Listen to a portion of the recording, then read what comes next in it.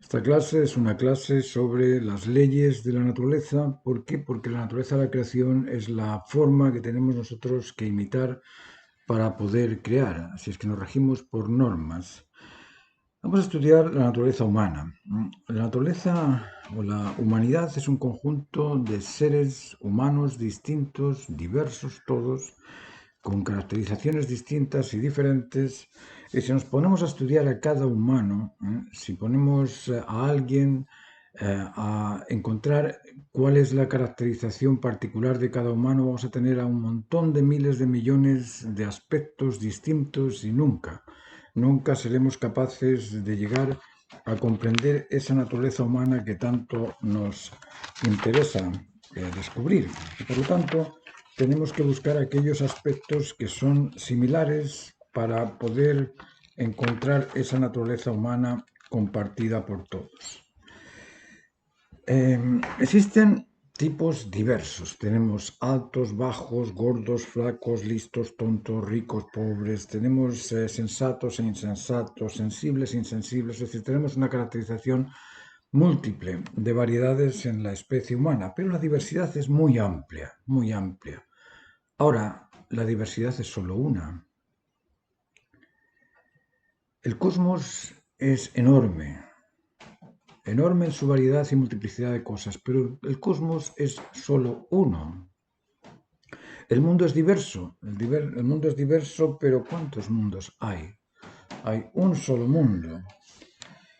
La ciencia es enorme, la cantidad de cosas que puede estudiar la ciencia es enorme, pero la razón justa es solo una. Todo acto se debe a la razón que lo justifica necesario, y esa razón es única, es sola y exclusivamente una. La sabiduría es una nada más, pero la filosofía es amplia. Los religados o reunidos, la reunión, la conexión es una, pero las religiones son múltiples también. Por lo tanto, el estudio de la unidad es siempre por sobre el estudio de la diversidad. La diversidad es bonita para verla, pero es difícil de comprenderla en su totalidad. No tendríamos tiempo, ni personas, ni recursos para poder entender todas las cosas. Es imposible, pero sí que podemos entender aquellas cosas homogéneas en todas las cosas. Como os decía antes, el cosmos es un orden. Y para que exista orden se necesitan ordenanza y lo ordenado. ¿Cuál es el elemento común fundamental del cosmos? ¿De qué están hechos los humanos, los animales, las plantas, los minerales, las moléculas, los átomos, las partículas? Todas estas cosas están hechas de la misma cualidad, de la misma, eh, del mismo elemento compartido. Y ese elemento compartido es la energía. ¿Qué es la energía? La energía también contiene aspectos diversos. Si estudiamos los aspectos diversos de la energía, podemos pasar toda la vida y no terminaremos nunca. Pero ¿cuántos tipos de energía existen? Una, la energía. La energía se conoce como capacidad de moverse, capacidad de transformarse y capaz también de realizar un trabajo. Analicemos el movimiento. No sé si os acordáis de las leyes de Newton. Las leyes de Newton, la primera de las leyes de Newton nos dice que es la ley de la inercia, nos dice que todo cuerpo preserva su estado de reposo a no ser que sea obligada a cambiar ese estado por fuerzas impresas sobre él. Es decir, todas las cosas en reposo, la única forma que tienen para moverse es que haya algún tipo de acción, algún tipo de fuerza que los mueva. Esa es la primera de las leyes de Newton, la ley de la inercia. La segunda ley de Newton nos dice que la relación entre fuerza y aceleración, o que el producto de la masa de un cuerpo por su aceleración, por ponerlo de otra forma, es directamente proporcional a la magnitud de la fuerza que actúa sobre dicho cuerpo. Es decir, el movimiento de un cuerpo va a depender de la presión o de la potencia en la presión que se ejerza sobre ese cuerpo. Y la tercera ley nos habla de la acción-reacción. Nos dice que en la fuerza existen estos aspectos contenidos de presión, pero La ley de acción-reacción nos dice que toda acción encuentra o se encuentra con una reacción de iguales proporciones. Es decir, cuando nosotros empujamos la misma fuerza de empuje que presionamos sobre algo, está reaccionando contra nosotros. ¿Qué nos dicen estas tres leyes? Bueno, nos dicen que en la fuerza existen contenidos tres aspectos: presión, intensidad y potencia. La presión es movimiento, y dice la primera ley que el movimiento es imposible sin un poder que lo empuje. ¿De dónde vino el primer poder que realizó la primera presión sobre la primera fuerza? ¿De dónde vino eso? Bueno, la única alternativa razonable es pensar que eso vino de la energía. Entonces debemos estudiar la composición de la energía, y sabemos que la presión no surge de la fuerza por sí sola. Esto según la ley de la inercia de Newton. Entonces debe existir algo además de la fuerza, y ese algo es la energía. ¿Qué cualidad tiene que tener la energía para poder empujar la fuerza? Tiene que contener poder. Y no solo poder, debe tener otros atributos, porque la fuerza de la energía es creativa. Se dice que la energía ni se crea ni se destruye, por lo tanto es eterna, pero se transforma. Y se transforma en una amplia diversidad de aspectos. Luego se deduce que contiene selectividad. Si la energía se transforma en diferentes aspectos es porque en cada uno de esos aspectos selecciona qué aspecto crear, y esos aspectos se deben a la selectividad. Y si transforma en una diversidad de aspectos, contiene también intencionalidad, porque la intencionalidad es aquella que selecciona de entre otro aspecto. Luego intención o intencionalidad, selectividad y poder existen contenidos en la energía. Y en la fuerza existen contenidos presión, intensidad y potencia. Ambas en combinación complementaria originan la diversidad de aspectos naturales. La energía y la fuerza uno no sabe dónde empieza la fuerza, dónde termina, dónde comienza la energía, dónde termina. Energía y fuerza es prácticamente lo mismo. Si lo miráis en el Dios Google, ¿qué es energía? Te van a decir qué es fuerza, y qué es fuerza, energía. Es decir, se están pasando la pelota de un lado para otro. ¿Por qué? Porque las dos son complementarias, operan al unísono. Ambas en combinación complementaria originan todos los aspectos de la creación, todos los aspectos naturales. Por tanto, habría que estudiar la naturaleza de la creación para comprender sus fundamentos esenciales. ¿Y cuál es la naturaleza de la creación? Ese es un tema profundo. Para comprender la naturaleza de la creación tenemos que observarla detenidamente y con una amplitud de mira tremenda. ¿Por qué? Porque lo que vemos en la naturaleza fundamentalmente es siempre lo mismo: conectividad. En la naturaleza existe todo conectado.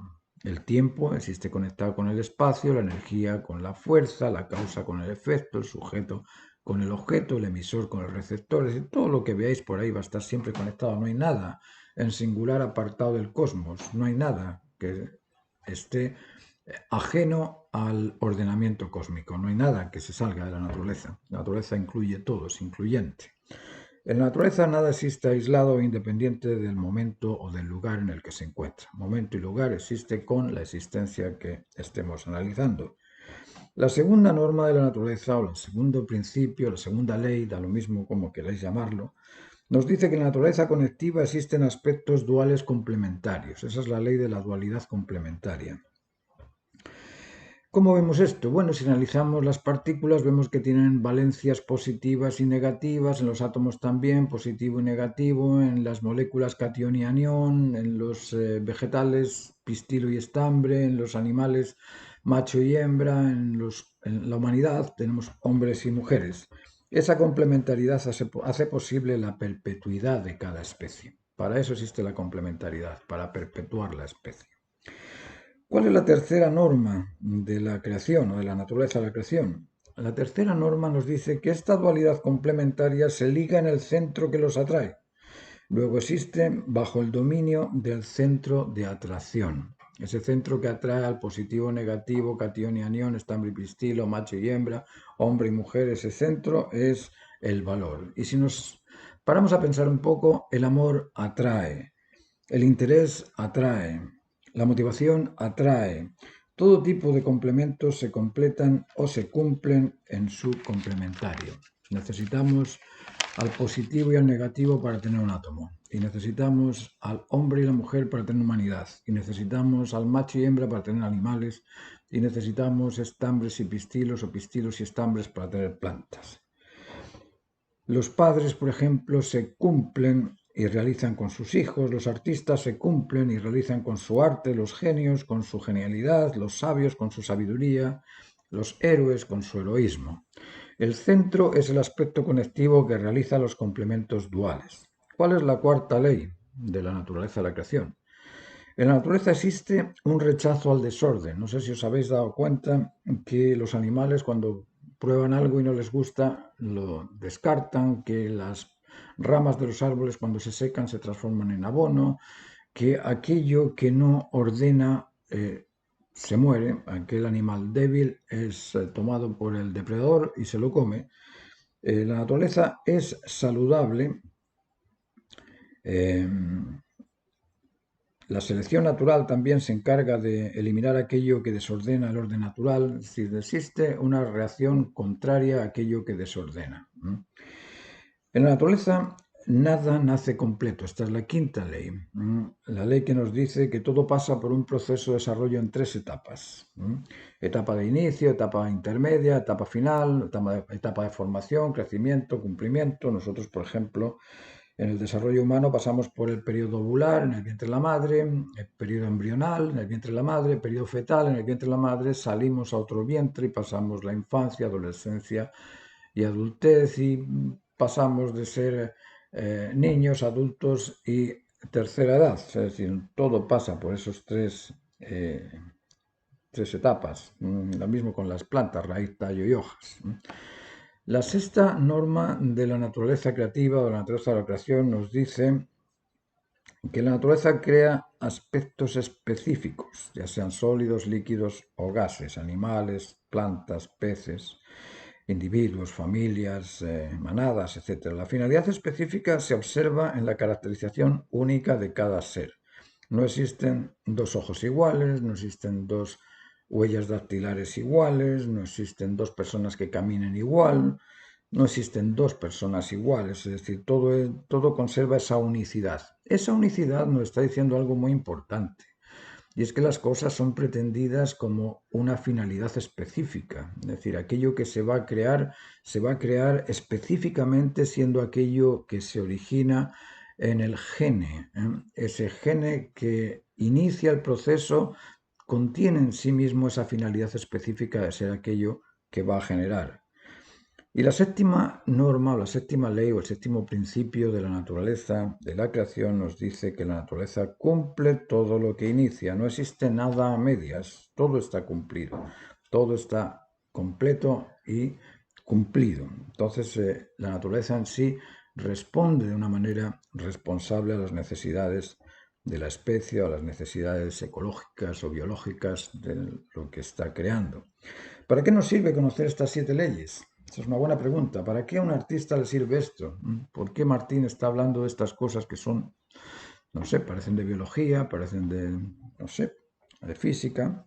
Bueno, ¿para qué nos sirven estas 7 leyes? La ley de conectividad, de dualidad complementaria, del dominio sobre el centro, del rechazo al desorden, del proceso en 3 etapas de la finalidad específica y la del cumplimiento completo.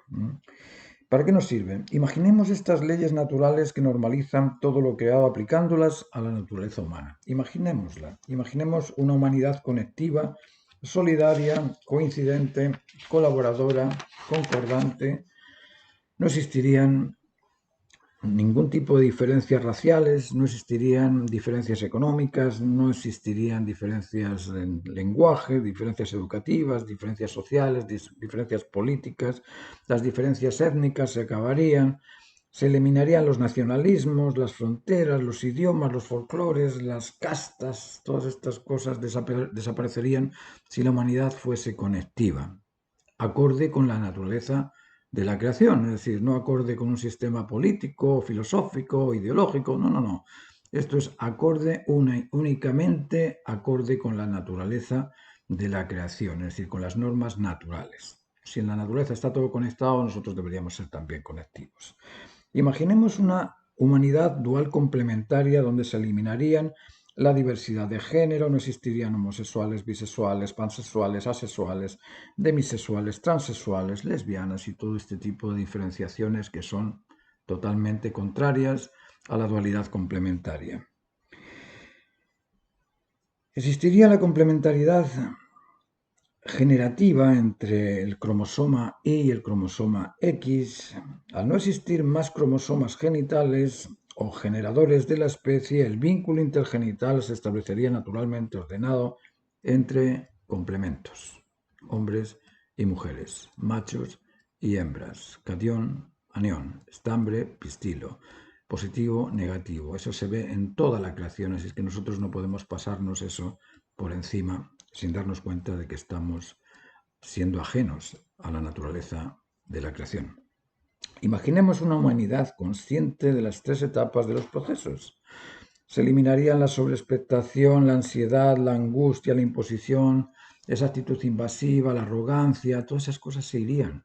Se irían porque sabemos que todo tiene cierto proceso de desarrollo y bueno, si todavía no estás crecido, tendré que hacer el ejercicio con los recursos necesarios para que crezcas, pero no estaría sobreexpectando algo. Imaginaos una humanidad consciente del rechazo al desorden. Imaginaos eso. Sería una humanidad decente, limpia, ordenada, bella, estética, agradable. Eso se conseguiría si todos comprendiésemos las normas de la naturaleza. Imaginemos una humanidad consciente de la unicidad, de la finalidad específica, de la identidad particular de cada individuo y de cada aspecto natural. Sería más respetuosa, porque sabría que todos somos únicos y en esa unicidad, bueno, tu diferencia la tengo que asumir porque somos diferentes. Yo voy a ser diferente a ti, tú vas a ser diferente a mí. Entonces, no puedo pretender que seas igual a mí ni que yo sea igual a ti. Imaginemos una humanidad que cumple y termina naturalmente lo que inicia. Sería una humanidad también respetuosa, responsable, comprometida con todo lo que inicia. En pocas palabras, establecería un bien común en base al sentido común y podríamos participar de ese ideal común humano. A eso es lo que llamamos humanidad. Esos tres aspectos del bien común, del sentido común y del ideal común se establecerían en base a las normas de la naturaleza. Estos tres aspectos son necesarios para establecer la realización completa de la naturaleza humana. En base a este postulado que debería...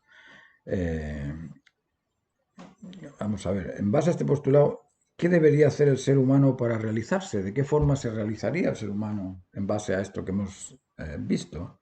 Porque hemos visto que es algo útil, algo bueno, algo que nos sirve a todos. Hemos visto que la naturaleza de la creación está normada en estas 7 normas y estas 7 normas normalizan todo lo creado. De acuerdo con esto, el ser humano normal ha de normalizarse en dichas normas. Por eso existen normas de comportamiento, normas de convencimiento y normas de convivencia. Vamos a hablar de las normas de comportamiento. En la naturaleza, la selección natural de la cadena trófica, mediante el depredador y el depredado, selecciona a lo superior por sobre lo inferior y a lo mejor por sobre lo peor. ¿Os habéis dado cuenta de eso? ¿Para qué sirve el depredador? Precisamente para eso, para dejar constancia de lo supremo y evitar aquello que no es útil, aquello que es débil, aquello que es enfermizo, aquello que no es saludable. En el comportamiento humano también se establecen lo superior por sobre lo inferior y lo mejor por sobre lo peor. Las normas de comportamiento naturales son atender al ideal común, entender el sentido común y estar atentos al bien común. Estas son las normas de comportamiento naturales, humanas. Esto se aplica tanto de superior a inferior como de inferior a superior y tanto del mayor a menor como del menor a mayor. ¿Cuáles son las normas de convencimiento? En la naturaleza cada individuo se ajusta a la manada y cada manada ajusta al individuo. La naturaleza humana dispone de inteligencia para ajustarse reconociendo la justa razón de las cosas.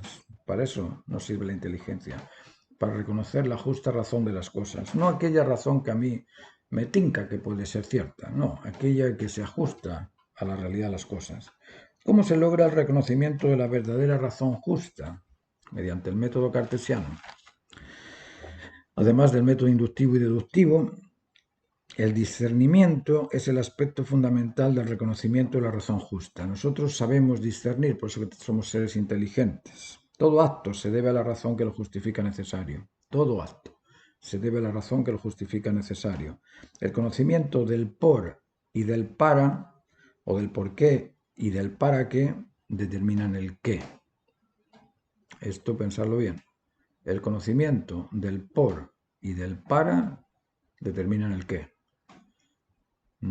Eso lo que tenéis que estudiar cuando veáis algo es el por qué y el para qué. ¿Por qué del computador? ¿Para qué del computador? ¿Qué es el computador? Y ahí sabríais todo del computador. Las normas de convencimiento exigen del conocimiento completo del origen, de la identidad y del propósito del objeto en estudio. ¿Cuáles son las normas de convivencia? En la naturaleza conviven las especies unas con otras, respetándose, y entre ellas respetan también los procesos de crecimiento, de reproducción y de dominio del territorio. Crecer, multiplicarse y dominar son tres mandatos respetados por la naturaleza de la creación. El ser humano natural, normal, debe en consecuencia respetar estos tres mandatos. ¿Y cómo respetamos ese crecimiento, esa multiplicación y ese ejercicio del autocontrol o del dominio? Seduciendo con afecto, persuadiendo con la verdad y motivando con lo ejemplar, motivando con lo correcto. De esa forma podemos establecer una convivencia sana entre personas. Seducir con afecto atrae, persuadir con la verdad interesa, motivar con lo ejemplar asombra. Estas normas de comportamiento, de convencimiento y de convivencia facilitan la solidaridad, el convencimiento y la colaboración normal entre personas. ¿Cómo se realiza el ser humano natural y normal? ¿De qué forma se debe realizar el ser humano, esa realización tan esperada por todos? Para realizarse conectivo, el ser humano natural debe ser incondicional ante el máximo deber válido para todos. Aquel ser incondicional ante el máximo deber válido para todos, aquel ser incondicional ante el sentido común, aquel ser incondicional ante el bien común se realiza.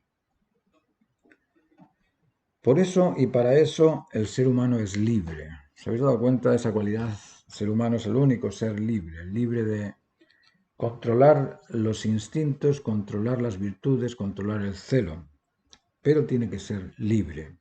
Pero para eso necesita descubrir cuál es el significado de la libertad. Libertad es la capacidad de optar por aquello que beneficia siempre a todos.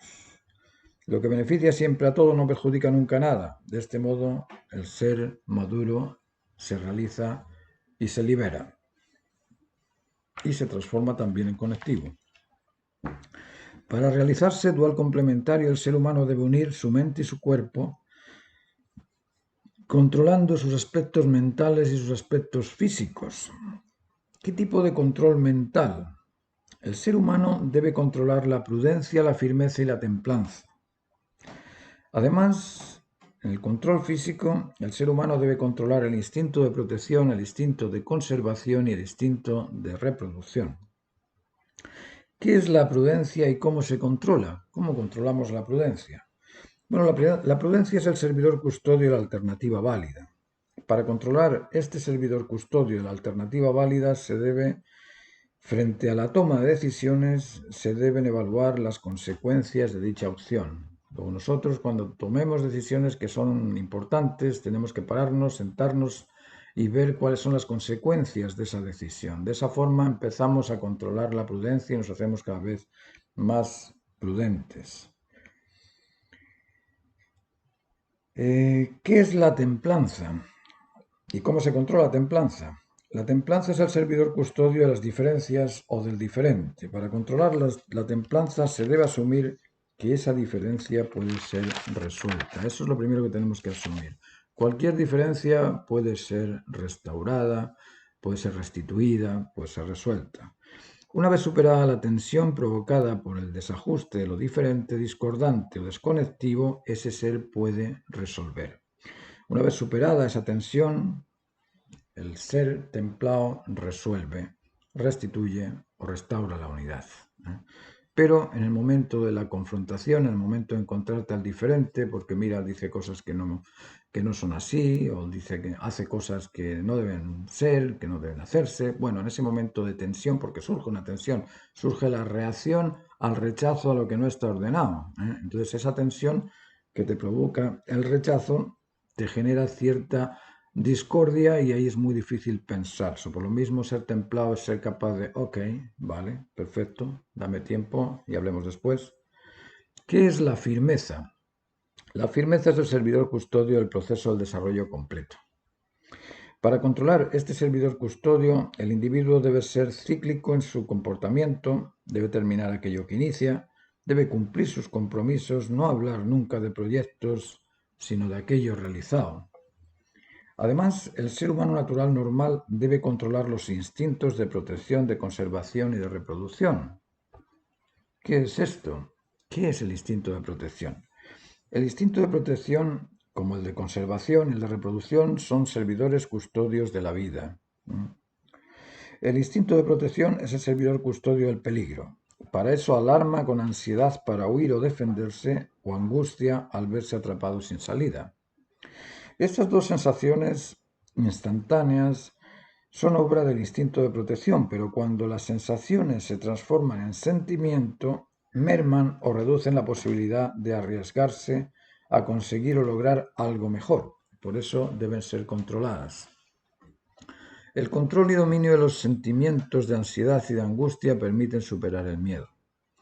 El miedo es una sensación derivada del sentimiento de ansiedad o de angustia. Sabemos que la emoción es la capacidad sensible que nos permite captar lo necesario y que la sensación es una reacción derivada del exceso o de la carencia de lo normal y el sentimiento es el recuerdo de una sensación.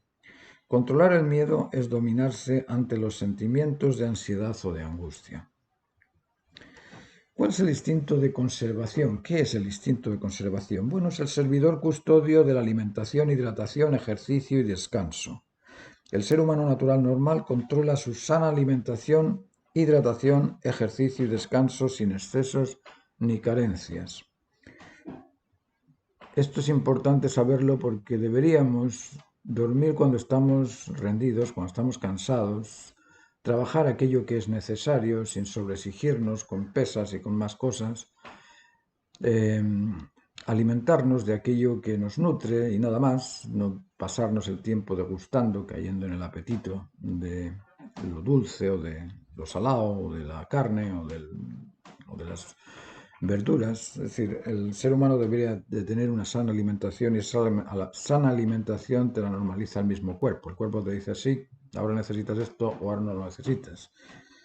El instinto reproductor es el servidor custodio de la perpetuidad, de la generación natural, normal, saludable y exige del control del apetito intergenital prematuro. ¿Qué es esto? Esto es algo extraño también. ¿Por qué Martín nos dice esto? Porque es determinante.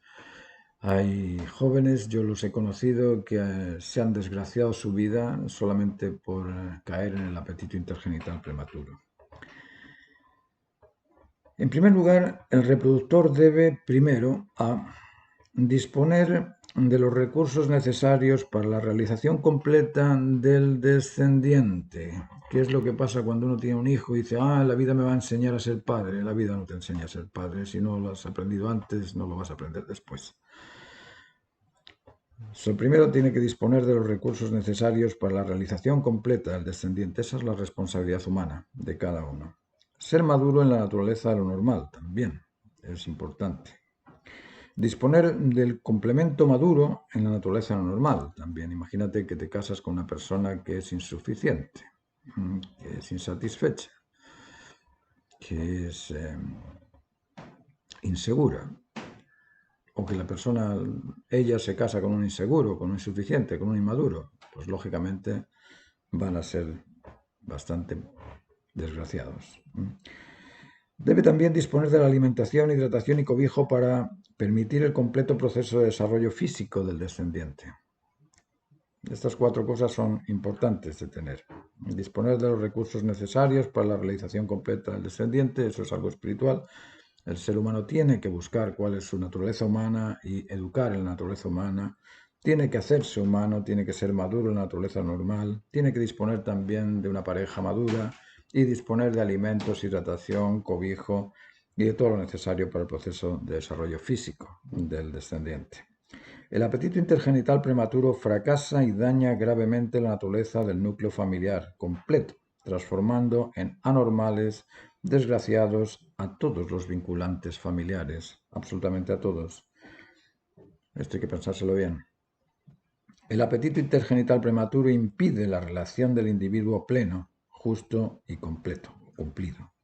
Impide su felicidad, y no solamente la suya, sino también la de sus afectos vinculantes inmediatos. El desajuste en la primera familia originaria ha causado el duelo universal de la historia humana. Somos lo que somos gracias a nuestra primera familia universal, a nuestros originarios. Ese duelo debe ser restituido y restaurado a su condición original natural normal por el ser libre, autónomo y responsable. Todos juntos podemos hacerlo, todos juntos. Por sí solos es muy difícil, pero todos juntos podemos crear ese bien común, ese sentido común y ese ideal común. Hay otro aspecto que el ser humano tiene que controlar y es el celo. Al ser humano físico lo une el celo con el ser mental, es decir, la mente y el cuerpo están unidos por un poder de atracción continuo que es celoso del bien físico y celoso del bien mental. Ese celo por la bondad física, ese celo por la bondad espiritual se establece, pero es un elástico, puede transformarse en recelo. Sabemos que la energía ni se crea ni se destruye, pero sí se transforma. El celo también se transforma. El celo es un servidor custodio de la unidad, es el servidor custodio de la unidad. Existe la unidad emocional vincular, existe la unidad intelectual en el convencimiento y existe la unidad motivacional en el bienestar. ¿De dónde se deduce que existen el celo emocional, intelectual y motivacional?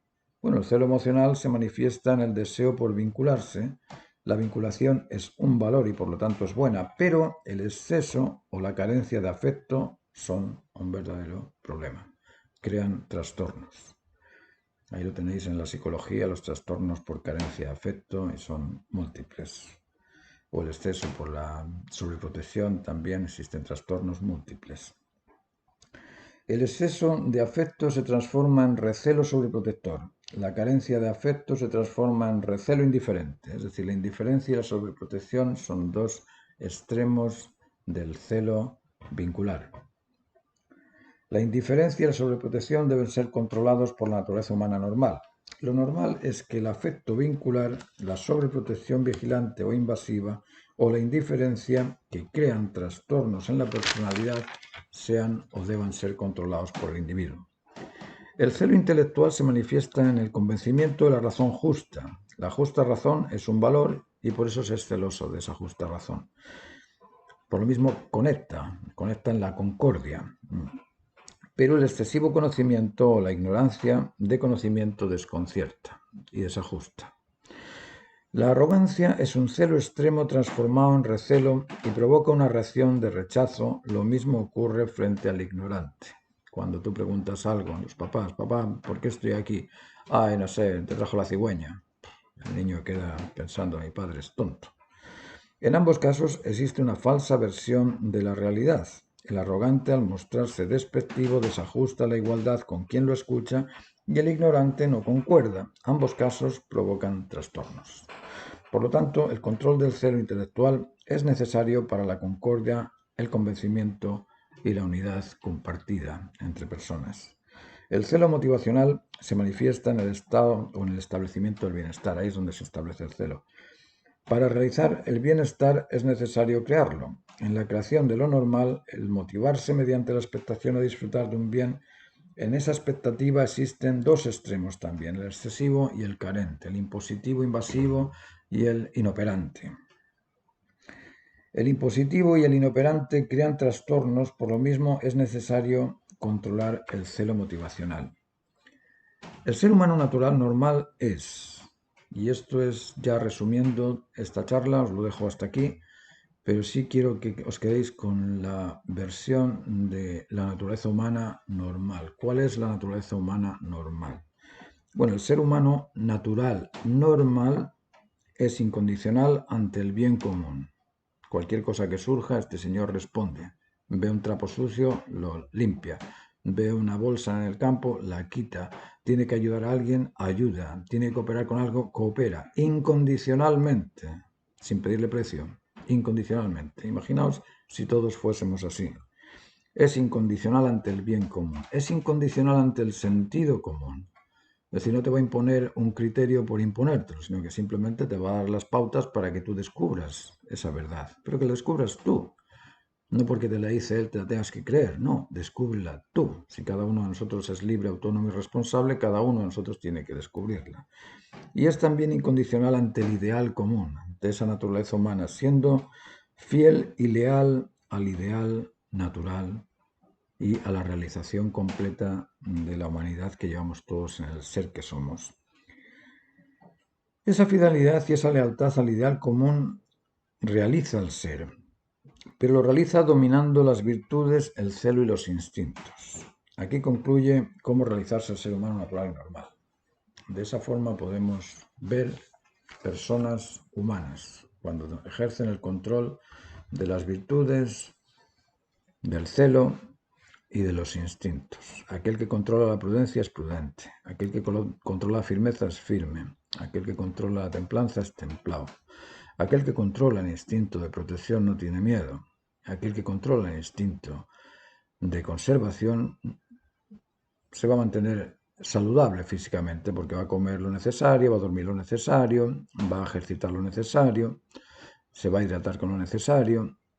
Y aquel que controla el apetito intergenital prematuro va a generar cuando dispone de recursos, no cuando espera aprender esos recursos después en la vida. No, esos recursos tiene que contenerlos a los 12, 15, a los 13 años ya es tarde.